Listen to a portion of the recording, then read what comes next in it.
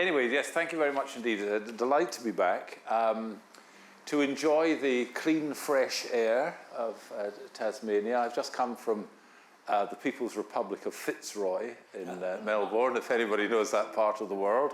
So we're very fortunate to live, courtesy of the Archdiocese, in an apartment on Albert Street. If anybody knows Melbourne, Albert Street is parallel to Victoria Parade, and we have no houses across from us. We just have Fitzroy Gardens. But on the other side of Victoria Parade, you head off into Fitzroy and Collingwood, and it will give you a sense of the sort of cultural disposition of that part of the world. That as you make your way down Brunswick Street, which is one of the streets parallel to Smith, the other day I was looking, there was a sticker on a lamppost, and it was evoking one that was quite well known from the 1960s, the days of Woodstock and so on, which was, of course, make love, not war. But this one says, make love, not babies.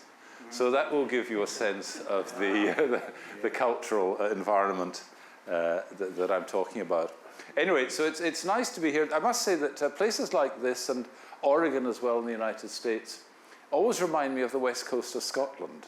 Scotland is my country, but if you head westwards in Scotland, or indeed, I mean north and west, and perhaps just north, you leave behind, streets of stone-built and then brick-built houses and so on, and then timber starts to become a bit more evident, and the spaces open up, and then you start to smell the salt of the sea and things of that sort. And there's just a great charm about places like this, where you feel that, it's an island, of course, and these places are somehow permeated by the quality of the sea. So it's a very great sort of charm to me to be in a place like this. And as I say, it does remind me somewhat of the west of Scotland, and indeed the far west of the United States, Oregon and Washington State. Anyway, as I was thinking about these things and sort of excitedly and anticipatedly, first of all, looking forward to seeing David again, but then also this occasion this evening, I picked out of the folder in front of me on the aeroplane Rex Airlines Truly Oz, which is their, their sort of magazine and so on. And I read there the following. Sorry, do you need to? I just saw something. Yeah, of course. Yes, of course. Welcome. So I was looking, as I say, on the aeroplane coming down, I was looking and I picked up Rex Truly Oz magazine, which is their in-flight magazine and so on. And it said that until relatively recently, Hobart was rather a dull place. Now, I'm quoting, I'm not... in logic, we draw a distinction between quoting a term and using the term. In this case, I'm quoting it, I'm not using it. Dull Hobart, however, it said, it's now hip and happening. And the reason it's hip and happening is the result of the activities of David. So I thought, is it really possible that David Dawson Daintree, or Dave, I suppose, if it's hip and happening, we should say, could be the cause of this? But it turned out to my disappointment, of course, it was David Walsh, who some of you will know has created that rather extraordinary place and space, Mona. Anyway, but as I say, I was sort of thinking, well, it's going to be hip and happening. Now, as it occurs, I was going to say happens, right now, there's another hip and happening event going on, well, at any rate, a happening going on, which is in Rome, which is the Synod on Synodality, and some of you have perhaps are aware of that and aspects of it and so on. And I was thinking, first of all, I was thinking down at Mona, is David Walsh organising something on education and the common good? And I thought, probably not. And then I looked at the agenda for the Synod on Synodality, and I thought, well, they'll certainly be talking about education and the common good, and it's not on the agenda there either. So you're in a unique and privileged and special position. While these other things are around us, the secular world is represented by Mona, and the Catholic world currently is represented by the Synod on Synodality, that we at least are going to discuss Catholic education and the common good. So again, being aware of this sort of charming practice, really, of combining a talk with a meal, not simultaneously as it turns out, I was thinking that I should just organize my remarks as a sort of three-course, I won't say feast, a three-course offering. So you're going to get a starter, and then you're going to get another course, and then finally you will get not a sweet, but but a third course at any rate.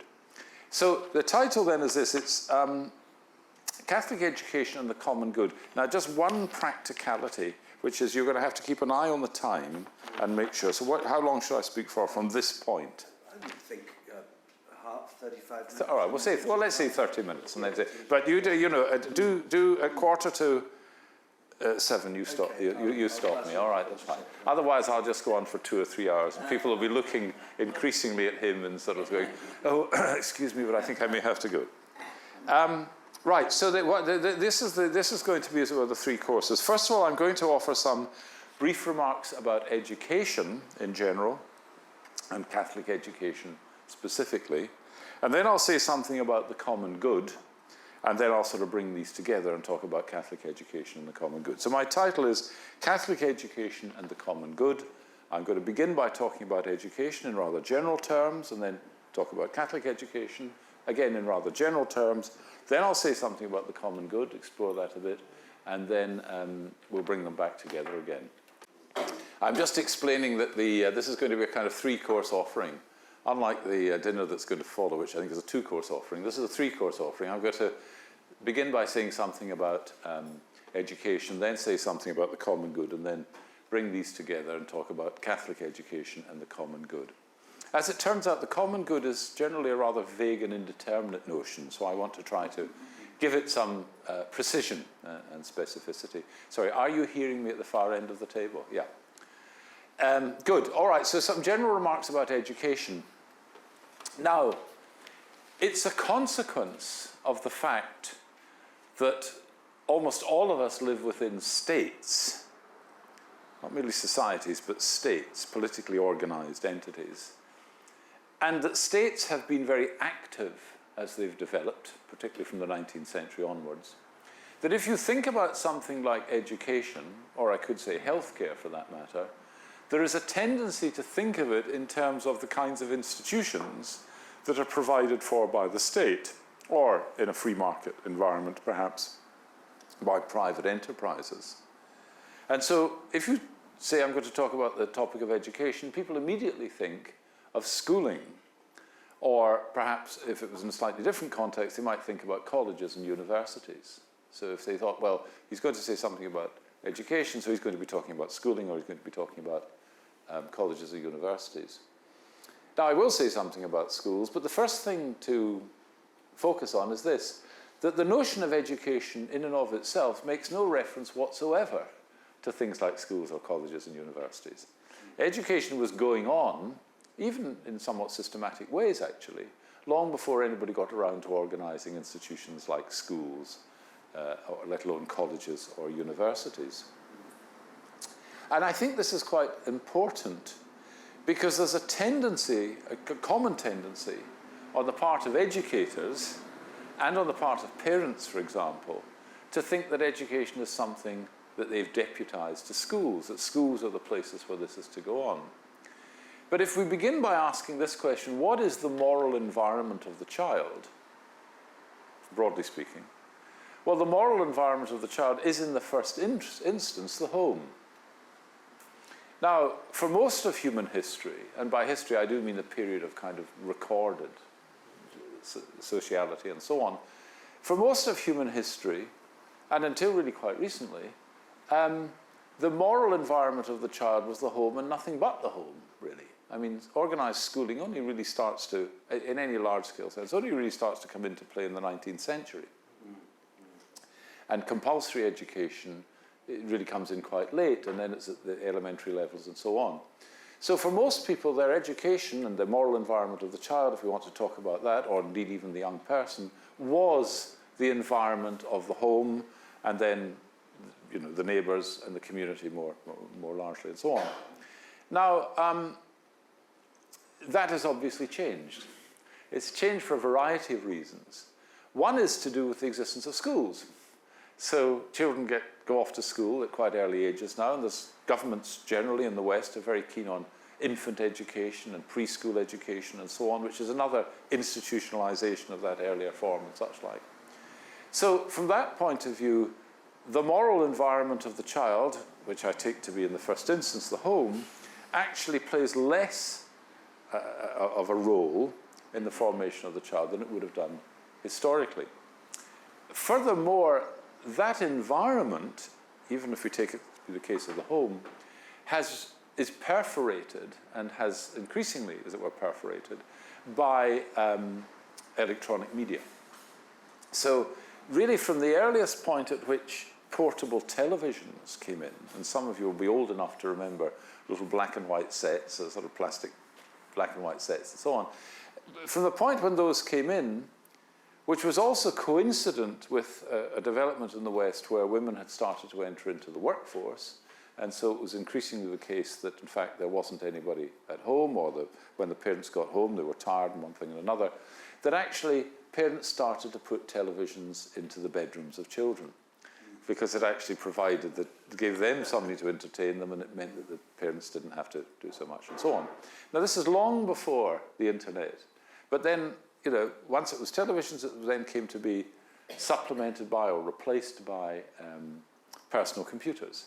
And then with the internet, and then obviously with mobile phones and so on, really from quite a young age now, the situation is that the moral environment of the child isn't really the home. I mean, they may be in the home, but actually what they're looking at. And nor, increasingly, is it even the school, in the sense that, of course, the school, once they get to school, it's what's going on, but increasingly what happens at school is mediated through social media in one way or another.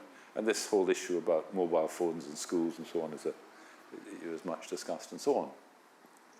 So the first thing I want to say about education is that it's very important, I think, in thinking about education, not to assume that education means institutional forms of education. Of course, it does include that, but it's not exclusively that.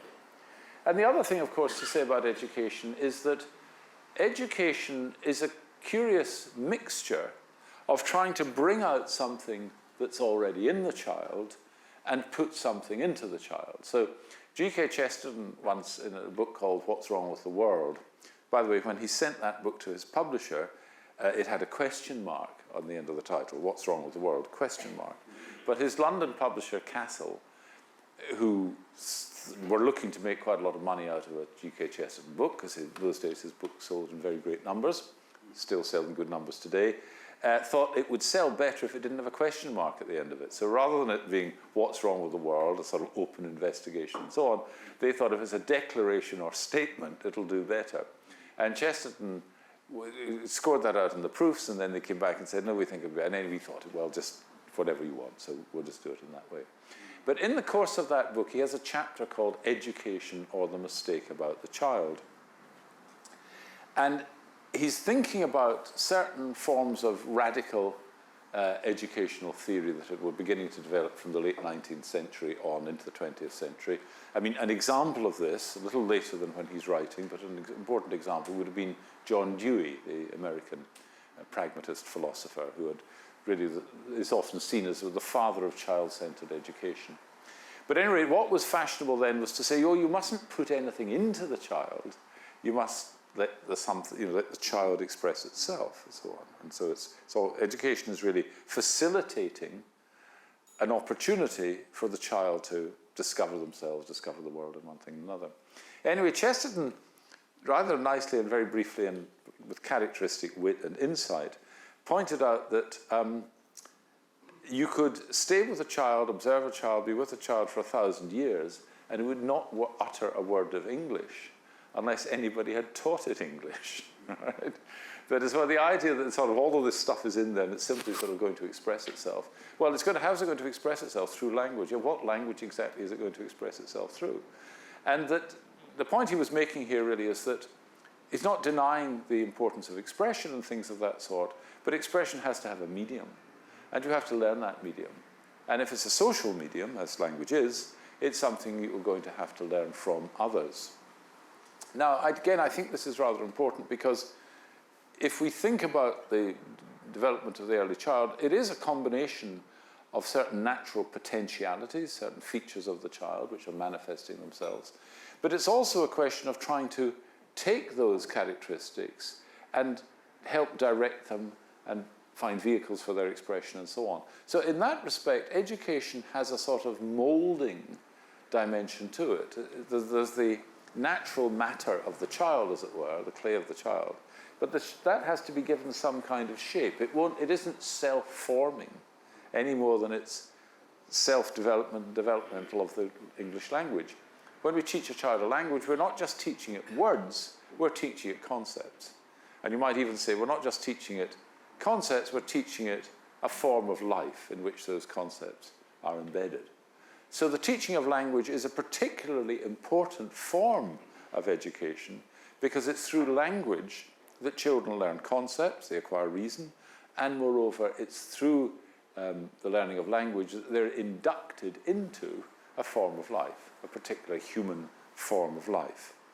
The way in which language is taught, the words that are taught, the characteristic expressions in language and so on, are all part of that formation. Now, so far as Catholic education is concerned, at this point, the only thing I want to observe is this. The expression Catholic education could be heard either as a conjunction, Catholic plus, as it were, education, or education plus Catholic, or it could be heard as a sort of compound noun, Catholic education. Now, I think that, as it happens, there is a tendency, the reasons for which I'm about to explain, but there is a tendency for Catholic educators, and remember, educators in this context means institutions, schools, I'm not talking about parents, I'm talking about schools, colleges, and universities, and so on, to think of Catholic education in the conjunctive form, that is to say, to think of it as education plus some component of Catholicism. And part of the reason, and I think this is a mistake, it's a signal where we're going. The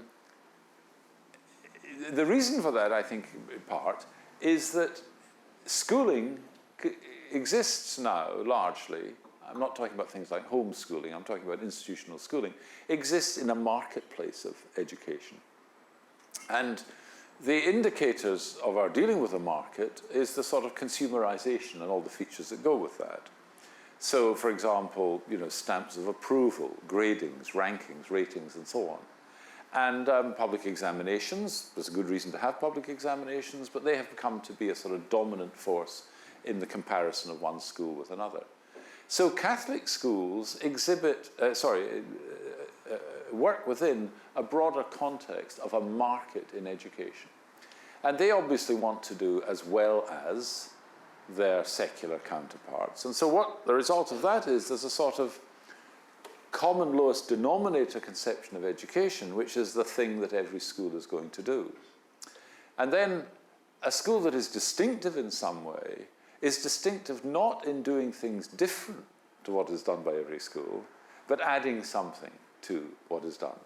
So on this view, what you're going to end up with if you think about Catholic education is you're going to think of it, well, it's education, just as that might go on in a private school or in a publicly funded school and so on, but it's going to have a Catholic plus. So then the question is, what is the Catholic plus? Now, when Catholic educators talk about these matters, they have become accustomed to talking about the Catholic ethos. So what they add to the school is an ethos. And you might say, well, what exactly is that ethos? So that would be one picture of it. The thing that gets added is an ethos. I'll come back to that in a second. A different view, perhaps an older-fashioned view, would be that what's added is religious education, let's say. So in a rich form, I mean, it might be, so we do all the usual things that everybody else does, but we also read about the lives of the saints, or we learn how to pray, or we have Mass on a Friday, or whatever else it may be. But notice this is still the add-on conception. It's the sort of education plus the Catholic bit. Now, for reasons which we could talk about, and I'm quite happy to talk about, the conception of the add-on bit as including prayers, the sacraments, and so on and such like, the reading of the lives of saints, has rather gone for various reasons, which, as I say, we can talk about. But the notion of the Catholic ethos is really the dominant one. That what distinguishes a Catholic school from a non-Catholic school is not most of the curriculum, it's the ethos, right? The Catholic ethos. And now I will ask this question, then what is the Catholic ethos? And insofar as anybody would be able to answer that, and of course most teachers, for whatever reason, wouldn't. I mean, they'd say something about, well, it's about care, or it's about an environment of care, or something of that sort. But if they had some more to say about it, they might make reference to Catholic social teaching, a phrase that has become resonant in recent years. And if you said, well, what does Catholic social teaching, what is that? They might talk about, well, it depends of their generation, their interests, and so on. They might talk about the stewardship of the earth, let's say. They might say that was an important part of Catholic social teaching. Or they might talk about the preferential option for the poor. Or they might talk about solidarity. Or they might talk about human dignity. Or they might talk about the common good. Depending, as I say, where those people are and who they are, what age they are, what kind of education they themselves have had, they might say different things. But notice what's happening in each case is that they're trying to identify the Catholic bit in terms of some social disposition or feature or characteristic or whatever else it may be, solidarity, equality, preferential option for the poor, so on. Now, but I want to take up the notion of the common good as being one of the things that might be proffered. This term, the common good, it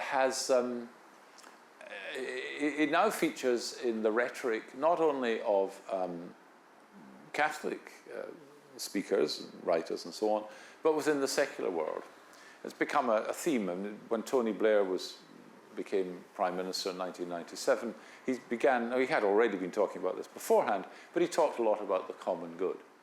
And when he converted to Roman Catholicism, he said that one of the things that had much impressed him about Catholicism was its emphasis in Catholic social teaching on the common good. So within the secular world, it's quite increasingly one hears people talking about the common good. Why is that? Well, there are a variety of reasons. This is the secular world, not the Catholic world. I'll come back to the Catholic world in a second. In the secular world, I think it's a response to maybe two or three things. One is globalization. So with globalization, two things have happened which are sort of somewhat paradoxical. On the one hand, we see ourselves as part of a much larger world, the world, as it were. But on the other hand, we sort of shrink back from that because that's simply too large a horizon against which to live. And so we sort of recoil a bit from that. It can seem just too much, as it were. And that produces a kind of fragmentation. So there's a sort of oscillation between the embrace of the universal, as represented by globalization, and then a sort of shrinking back into individual life because it just seems too much. And so one idea that you might sort of offer as a counter to that is the notion of the common good. You might say, if we're going to think about our lives, we need to think in terms of some shared goods. These might relate to the environment. Some of these will have global dimensions, obviously, the environment, but some of them may have more local dimensions. But the point is to see what's being emphasized here is sociality through the notion of the common good. That as well as whatever goods you yourself may be concerned to achieve, for yourself, perhaps your family, and so on, but there are these shared common goods. And we can find a sort of, a happy midpoint, as it were, between a reduced individualism on the one hand and a kind of uncontrolled globalization on the other. So that's one reason, I think, why people like to talk a bit about the common good. I think also another reason is it just is what the Americans call a warm fuzzy. I mean, it just sounds nice, right? It sounds like that's quite nice, the common good. Yeah, that's good. Well, if you're choosing on the plate, individual good, common good, I think I'll go for the common good. That sounds nice. Like a sharing plate or something of that sort. Now, I think that in the Catholic context, so that was the secular context. In the Catholic context, the notion of the common good belongs alongside, or at least in terms of its expression, it has been introduced alongside this broader theme of Catholic social teaching. Now, sometimes people will say, it's quite characteristic of people who will talk about the common good that they know no more about what that means than they know about what Catholic social teaching means. These have just become sort of expressions. If you ask the question, how old is Catholic social teaching? People will say, it's centuries old. It's one of the great contributions of Catholicism to Western civilization and so on. Catholic social teaching. Actually, Catholic social teaching begins in about 1890, and it develops from that point on. There is no Catholic social teaching in the sense in which that term is now used prior to Leo XIII, Pope Leo XIII. And the context that gave rise to what is now called Catholic social teaching in the Catholic world is something quite particular. It was the fear and terror of revolutionary movements. Catholicism was very profoundly unsettled by the French Revolution. I mean, not merely in France, but the terror, I mean, the terror is a technical term, I suppose, in regard to the French Revolution, but the horror of this war revolution that the Catholic Church felt was not just that it was what happened in France, but that this would begin to spread and so on. Now, that kind of revolution was atheistic, but it wasn't just that they feared, though obviously that would be something for them to fear. It was completely overthrew the ancien regime, the ancient order that people were accustomed to, and so on. And the French Revolution was really the beginning of a series of revolutions. In fact, you can sort of thread these like pearls on a string, really. That all the way through the 19th century, there are French revolutions in the 1840s, there are ongoing revolutions, 1848 and so on. There are revolutions in Bavaria. Throughout Europe, there are these social movements and uprisings. Within England, there's what comes to be known as liberal individualism, but there've been other things. Tom Paine, who goes to America, obviously takes some part of the revolutionary fervor to the United States, and that is going to lead to the War of Independence and such like. But the Catholic Church was terrified of what it saw as being these, of disorder let loose upon the world. And it was looking to try to find some response to that. And the analysis that it came to, or proceeded towards, is not altogether unlike that of radical economic thinkers in the period. People whom we would now call socialists, but obviously later on Marx. That is to say, they saw that the principal instrument of revolution was focused on the economy and the distribution of goods within society, which we might call economic justice, I suppose. And the church had come to see that there were two great movements had developed in the 19th century. One was the movement of labor, the working movement, as it were, but the other one was the movement of capital and manufacture. So as we now think of it as capitalism, you know, the accumulation of wealth in the form of capital, the investment of wealth in forms of production, and so on. And so they saw this clash developing between two sets of forces, which each in their own way was quite revolutionary. Capitalism, on the one hand, changed the nature of the relationship of the worker to their work, and socialism obviously changed the nature of the relationship of the individual to one another and to society at large. And so was conceived in the writings that begin really in the 1890s of the attempt to try to formulate a third way, something that recognized the rights of capital in the form of the accumulation of wealth and its investment in property. So you get a defense of property.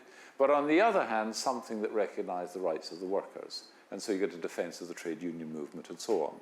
So from about the 1890s, the church starts to present a view, Catholic social teaching, which is a view about the rights of individuals, the labourer, what their fair wages and so on and such like, their right to organise in pursuit of a common interest, and then but also the rights of manufacturers, investors and so on to accumulate property and such like. And it tries to sort of work this out.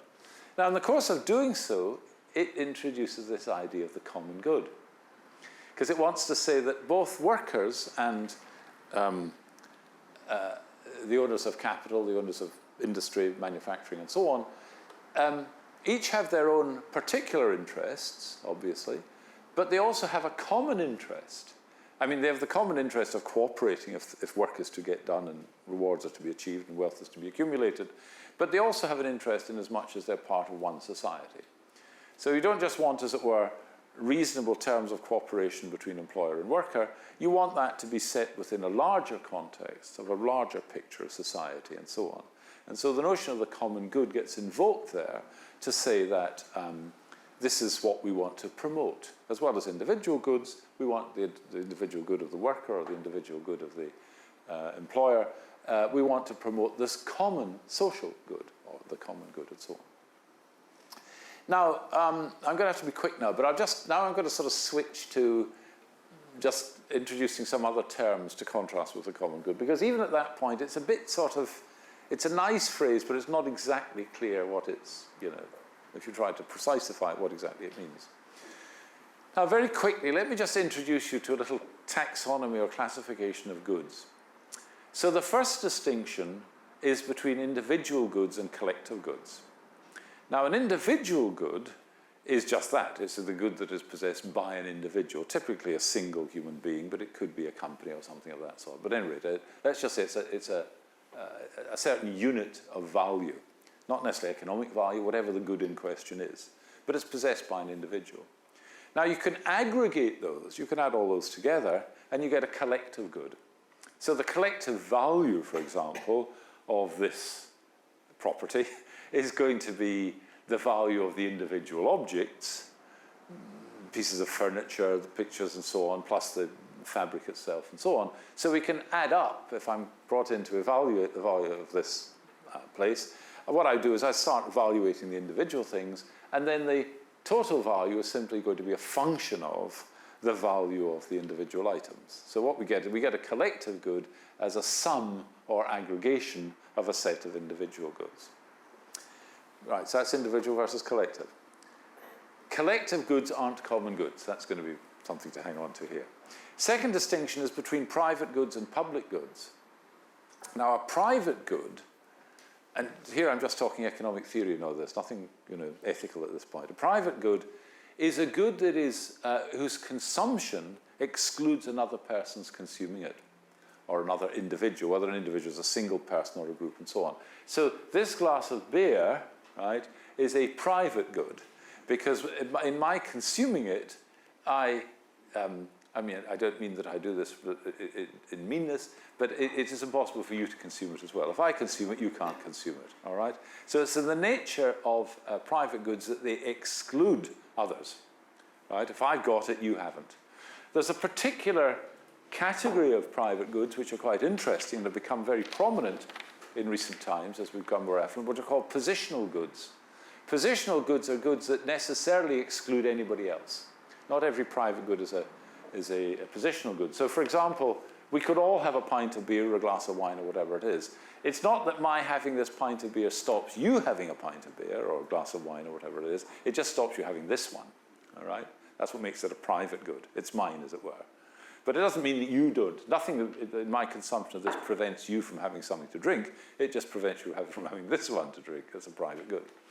A positional good is a good that excludes everybody else. So, for example, if I want, so in Los Angeles, if anybody's been there, there's a sort of very wealthy people buy up the hills around Los Angeles, and the Getty Museum is on an elevated position. But a few years ago, a German billionaire bought the hill above it, and he wants to build a sort of centre there named after him and so on. That's a positional good, right? The highest hill in the Los Angeles hills is a positional good. If you've got it, nobody else can have it.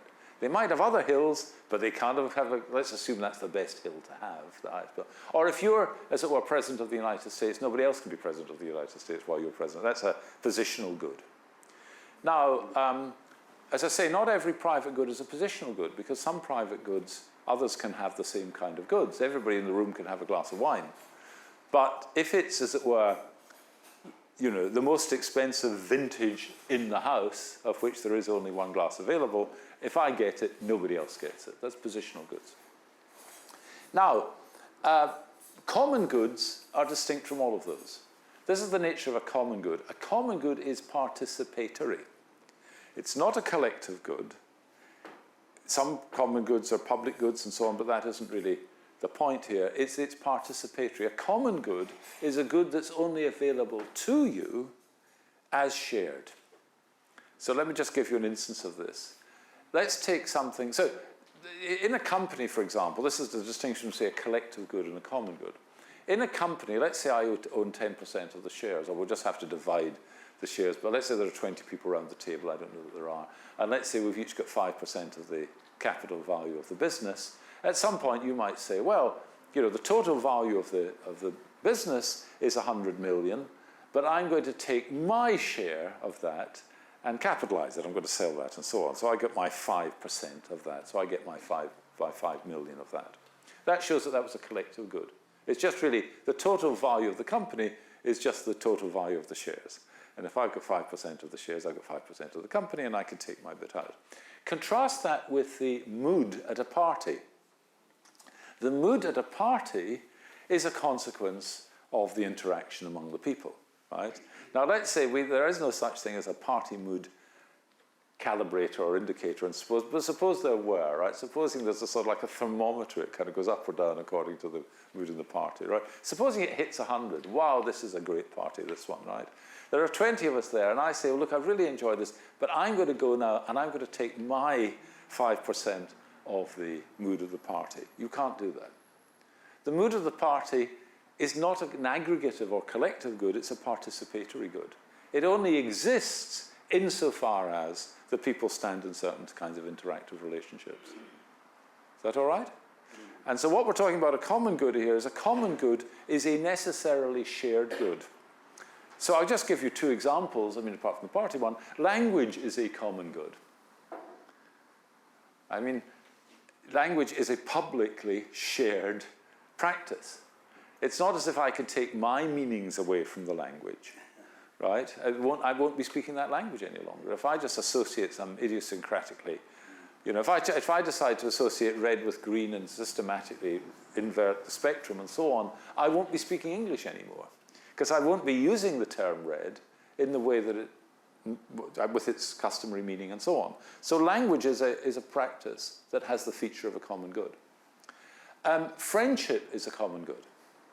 If somebody said, you know, Aristotle distinguishes three kinds of friendship in the Nicomachean Ethics, and one kind of friendship we sometimes call utility friendship. And that would be that, as it were, where people exist in a friendship for the mutual benefit of one another. Now, people think, well, that's selfish. It isn't necessarily selfish. I mean, it may just be, it's a cooperative kind of thing, right? You know, we share common interest. You know, it's like swapping cards if you collect cards or something of that sort, you know, maybe you trust the person and such like. But that isn't really friendship in the fullest sense. Friendship in the fullest sense is one in which you value the other, not merely, as it were, as an opportunity, but you value the relationship itself. So real friendship is a common good. It's only available to you in friendship. It's not available to you otherwise. See, the cards that you got through the transaction, you could have got otherwise. It was a convenient way of getting them. But you can't get friendship other than through friendship. So it's a constitutive, participatory good. Okay?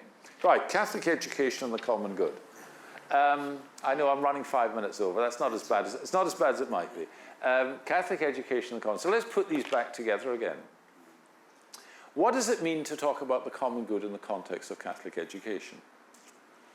Well, one thing, and sorry, I should now say, just to remind you of something I said earlier on, we can think of Catholic education as a conjunction of two things, education plus Catholicism, or we can think of Catholic education as a sort of compound noun. It names one thing, Catholic education, right? It's not education that happens to be Catholic, but it's in some sense the education and the Catholic permeate one another. Well, what would that be? Well, it would be to educate people in something like the Catholic understanding of the world, the Catholic understanding of human beings, the Catholic understanding of the value of friendship, the Catholic understanding and so on and such and such and such and such. As it were, there's a comprehensive vision, you might say, that covers, you know, the philosophical, the economic, the intellectual, the value of reason. You know, somebody was saying, well, surely there isn't such a thing as Catholic mathematics or Catholic geography. And I was saying, well, actually, there is, if you think about it, because most geography that we're interested in is not really just physical geography, and even if it is physical geography, often what we're interested in are the boundaries of countries and things of that sort, or say the products of countries. But human geography is the thing that typically interests us. But the movements of peoples, the identification of a set of individuals as a people, all of these involve notions that actually start to draw on an understanding of what it is to be a person, what it is to be a community, and so on and such like. So actually, there is such a thing as a Catholic theory of geography, you might say, because it's permeated by a conception of the human person and what that is. What about Catholic mathematics? Well, in the 18th century, somebody determined that the expansion of pi was infinite. Right, 3.14, and then you sort of, off we go, and try to just keep developing it, and so on. Now, you might, I mean, this is a pretty useless piece of knowledge in one sense, but it's actually a tribute to the intellectuality of human beings. It tells us something about human beings, that they have a capacity for knowledge of a kind that is not utilitarian. It's not as we're merely instrumental. That human beings value understanding for its own sake. And so into talking about science or talking about mathematics, one of the things you might do in a Catholic context is not just say distinguish between science and technology and then go on about good and bad uses of technology, but get people to see that the curiosity and the intellectual powers that are involved in pure science are not just for the sake of some utility that delivers. I mean, it may or may not deliver it, and so on. You know, the poor people at NASA have to keep justifying their sort of investigations in terms of the fact that it did produce non-stick frying pans, and who knows what it will produce in the future. But there's a reason to engage in these space exploration, which is understanding the cosmos. And that's one thing that signifies the kind of transcendent character of human beings, that their intellectual life is not for the sake of something else, it's for the sake of intellectual life, namely understanding and so on. So a Catholic education should permeate everything. Secondly, it should seek to constitute a form of community that is intergenerational. You know, Burke famously, I'm not going to get this quotation right, and you might remember it, David, which is, you know, he talks about society as being a compact between those long dead, those living, and those yet to be born. It's not just a contract between existing people, it's a compact across generations and so on. And so that again is an aspect of this notion of a common good. There's a common good in which our ancestors participate, in a sense, and in which our descendants. And of course, from a spiritual point of view, if we talk about the communion of saints, then we're also looking at a community that is not merely the community of the living, but the community of those who are alive in the second order of life, as it were, in the sanctified order of life. Now, final point. I mean, there's a lot could be elaborated here, needless to say. How far can the Catholic conception of the common good get, as I'm been elaborating it rather rapidly, I realize, how far can that get in the conditions of modern society? Now, this is quite a difficult issue, because the pursuit of the common good needs a number of conditions. I mean, it needs a degree of stability, peace, order, and so on. And that we have in common with anybody on the planet. They also want, you know, these conditions. These are, as it were, the basic goods necessary for, you know, for any kind of life. But we want something more for children, let's say, in the context of education. We want them not just to get the basic goods, but we want to put them on a track that would lead to blessedness, right? To fulfillment. And the ultimate common good within the Christian conception is a particular and unique commonality, sharing. It's sharing vicariously in the life of God. What it is that, as it were, Catholicism, Christianity more generally, points to is that the fulfillment of human beings is a kind of communal good, but it's not a communal good as it might be conceived of in a secular world of community or something of that sort. It's where you enter into another community, namely the community of the company of God. Now, in order to have an educational scheme that has that in view, there are certain things that are conditions that are necessary for it, and one is liberty. And one of the challenges to the possibility of Catholic education currently is what I would call coercive liberalism. Now, this is the sort of thing that is shocking to people like Mill. I'm a classical liberal. That is to say, I believe in the liberalism of John Stuart Mill on liberty, of John Locke, and so on in the 17th century. That is to say, a true freedom. But the thing that parades itself as liberalism now isn't really liberalism at all. That's why I call it coercive liberalism. And I'll give you one instance of this, which is the central virtue that liberalism seeks to cultivate is toleration. Right? I mean, that's the central idea. That's what John Locke's letter on toleration was a letter about. Right? It was about different religious communities being able to, not coercing, not the it's happened following the Reformation that the different princes and kings and so on, the populations had to follow the religion of the prince or whoever was the head. But what Locke was arguing is that people should be free to follow the religion of their own faith and conviction and such like. So it was about toleration. And Mill was very concerned with the question of toleration on liberty and such like. He said famously, his harm principle says, the only ground on which you may restrict the liberty of others is harm, the harm that they would do to one another. Now, you might agree or not agree with that view, but you can see what it's saying is otherwise we have to tolerate things. Now, the point about toleration means putting up with something that you regard as wrong. If you don't regard it as wrong, toleration isn't required. Toleration is required in circumstances. But what you'll notice with coercive liberalism is that if you now don't approve of something, you're regarded as intolerant. And indeed, if you don't celebrate something, you're regarded as intolerant. Now, what that tells you is that this culture doesn't understand what freedom and toleration are, because the concepts of toleration and freedom go hand in hand. Where there isn't freedom, there isn't the idea of toleration. There's just coercion. So currently, we're in a culture that is rapidly, and very rapidly, moving from liberalism through coercive liberalism to a kind of totalitarianism. And under those conditions, Catholic education is impossible. Not only Catholic education, but other sorts of education are going to be impossible. Because the role of schools under a totalitarian or coercive liberal environment or regime is not to enable people to explore and develop ideas for themselves, but it's to induct them, or indoctrinate them, you might say, into a set of ideas. And so the challenge for Catholic education is not merely, as it were, an internal challenge, how do we do it well? It's how do we do it at all under conditions of coercive liberalism. And as I say, I'm using the phrase, I've used this in an article some years ago in the United States, which occasioned a bit of interest, actually. It's a deliberately paradoxical phrase, because it isn't liberal if it's coercive. But I just think an interesting indicator is now that people will say to somebody, oh, you don't celebrate that or you don't approve that, you're so intolerant. But of course, the point about toleration is not celebrating something.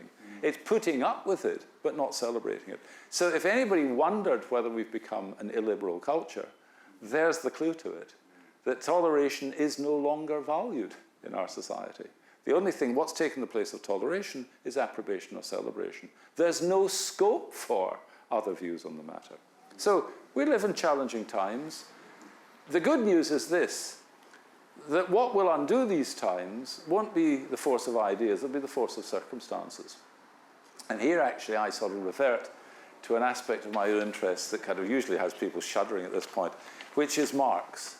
I think Marx was very insightful. I mean, I'm not a communist, but I think that Marx was very insightful about the conditions of society and culture. And what he pointed out, there's something in Marxism called immanent critique, which is where you expose the internal contradictions of a culture or society or political order and so on. And it's a very powerful technique, and in a way I've just been engaging in a little bit of immanent critique by pointing out that what proclaims itself as liberalism is anything but liberal. There's a sort of internal contradiction. Now, Marx's point is that where internal contradiction exists in ideas and so on, it will manifest itself in practice. And so that this kind of situation is simply unsustainable. The only thing, and Marx again saw this, the only thing that will sustain pragmatic contradiction, right, moving in two directions that are opposite one another, is wealth. You can keep spending money to try to, as it were, buy off the consequences of a contradiction. But when the money runs out, you're left with a contradiction. And that's the situation we're in. The money is running out.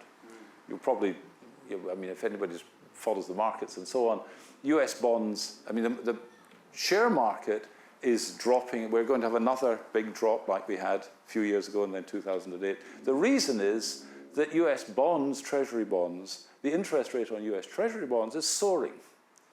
And the reason that, and so why would you buy shares that might give you a return of, say, 4 or 5% when you can get treasuries, there are some treasury bonds that are turning in 20%? Well, why are treasury bonds turning in 20%? Because if you go to, if a nation state goes to the markets and tries to borrow money, it has to offer very high interest rates to borrow that money. And if you owe a lot of money, you have to offer, anybody will know this who tries to borrow money, right? If you've got a bad credit rating, you're going to have to pay a higher interest rate. And the reason the UK economy is spending a very large sum of its capital acquisition in the course of a year on interest rates is because it's paying so much in its treasury bonds. And likewise with the United States. Now that can't go on forever. The big purchasers of US treasury bonds were China. And China's economy is now hitting a wall. So they're going to offload US treasury bonds, and you'll see the treasury bond market collapse, or if not collapse, certainly drop very significantly. When it drops, then we're really in trouble, because what that means is that the government has run out of money. So in a way, I think the good news is that this is unsustainable, and that at some point we will be returned to reality. But it's going to be very difficult for very, very many people. Anyway, there we go. I'm finished. Thank you very much.